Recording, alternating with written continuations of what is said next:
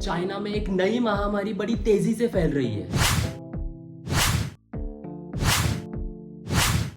पर इस बार उनके रडार पर बड़े बुजुर्ग नहीं बल्कि छोटे बच्चे हैं। चाइना के कोविड-19 के खौफ से पूरी दुनिया अभी उभर ही रही थी, तो इसमें एक और टेंशन। चाइना के हॉस्पिटल्स में वापस गर्दी होना शुरू हो गया है और इसमें बच्चों की तादाद बहुत बड़ी है। माइकोप्लाज्मा निमोनिया एक ऐसा बैक्टीरिया जो पूरे चाइना में हाहाकार मचा रहा है।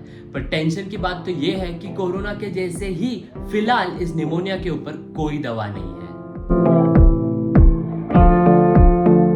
तो हाय हेलो नमस्कार, मैं हूं साहिल पवार और स्वागत है आपका द साहिल शो के आज के एपिसोड में। वीडियो शुरू करने से पहले हमारे इस चैनल को सब्सक्राइब जरूर करना, इससे मेरी मोटिवेशन बनी रहेगी। तो चला शुरू करिए।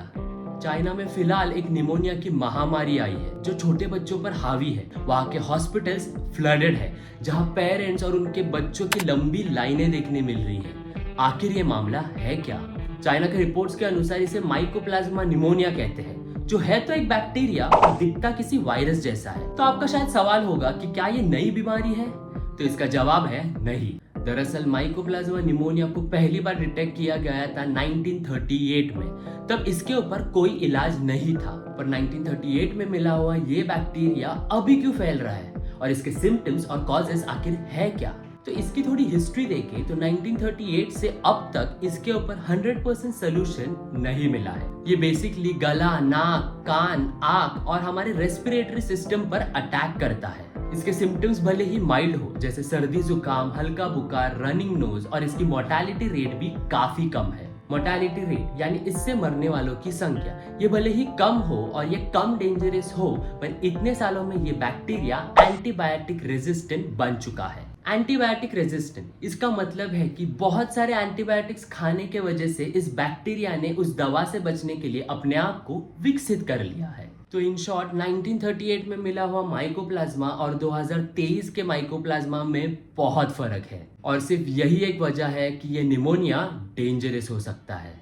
चाइना की गवर्नमेंट इस फैक्ट को छुपा रही है, ठीक उसी तरह जैसे उन्होंने कोविड-19 के वक्त किया। लेकिन इस बार WHO को चाइना की हरकतों पे थोड़ा शक हो रहा था, और इसी वजह से WHO ने चाइना से इस निमोनिया के बारे में सारी रिपोर्ट मांगी थी। रिपोर्ट्स में क्या था ये बताने से पहले आपको ये कह दूं कि WHO का शक करना भी जायज है, क्योंकि सार्स और कोविड-19 की शुरुआत भी बीजिंग और वुहान से हुई थी, जहाँ चाइना ने शुरुआती दौर में फैक्ट्स छुपाए थे। अब आते हैं चाइना के रिपोर्ट्स पर। चाइना के अनुसार इस निमोनिया को वॉकिंग निमोनिया कहा जाता है, क्योंकि ना ही ये डेंजरस है और ना ही इसमें हॉस्पिटलाइज होने की जरूरत है, और इसकी मोर्टेलिटी रेट भी काफी कम है। चाइनीज गवर्नमेंट के अनुसार चाइना के लोगों में इम्यूनिटी की बेहद कमी है, जिसे इम्यूनिटी डेप्थ भी कहा जाता है। कोविड-19 के बाद से हाल ही में चाइना ने लोगों के ऊपर लगाए हुए सारे निर्बंधों को हटा दिया था। 3 साल बाद लोग फाइनली नॉर्मल रूटीन जीने लग गए थे, और यही कारण के वजह से छोटे बच्चे बाहरी दुनिया से पूरे कट ऑफ थे, जिससे उनमें माइकोप्लाज्मा निमोनिया से लड़ने की इम्यूनिटी नहीं बन पाई। और दूसरी तरफ बड़े बुजुर्ग में माइकोप्लाज्मा से लड़ने के लिए इम्यूनिटी पहले से थी,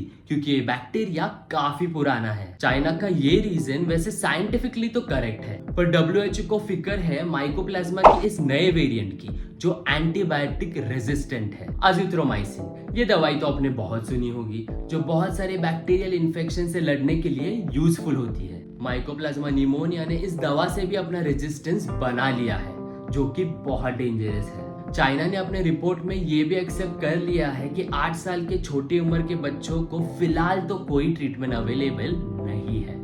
WHO ने फिलहाल तो चाइना के ऊपर कोई ट्रैवल रेस्ट्रिक्शंस नहीं लगाए हैं, पर एक जिम्मेदार नागरिक होने के नाते हमें केयरफुल रहना चाहिए। और एक बड़ी ही इंपॉर्टेंट चीज के ऊपर मुझे सबका अटेंशन लाना है, और वो है एंटी माइक्रोबियल रेजिस्टेंट AMR के ऊपर। उल्टी सीधे एंटीबायोटिक्स खाने के वजह से ही हमारी बॉडी धीरे धीरे एंटीबायोटिक्स को रिएक्ट करना ही बंद कर रही है, जिसे AMR कहते हैं। ये एक ग्लोबल इशू है जिसमें चाइना पहले नंबर पर है। डॉक्टर्स का ये मानना है कि अगर ऐसे ही चलता रहा तो अगले 10 साल में हमारे पास बहुत कम एंटीबायोटिक्स बचेंगे जो ऐसे बैक्टीरियाज पर इफेक्टिव होंगे। Medical department should be alert by now. इसी मैसेज के साथ मैं ये वीडियो एंड करता हूँ। अगर आपको इस टॉपिक के ऊपर कुछ और इन्फॉर्मेशन चाहिए तो नीचे कमेंट जरूर करना। जाते जाते अगर नीचे सब्सक्राइब पर क्लिक नहीं किया है तो करते जाना। आगे मिलते हैं ऐसे ही एक इन्फॉर्मेटिव वीडियो के साथ। अगर ये वीडियो आपको पसंद आई हो तो नीचे लाइक जरूर करना या किसी फ्रेंड को शेयर जरूर करना। बाकी खुश रहिए और द साहिल शो को देखते रहिए। जय हिंद।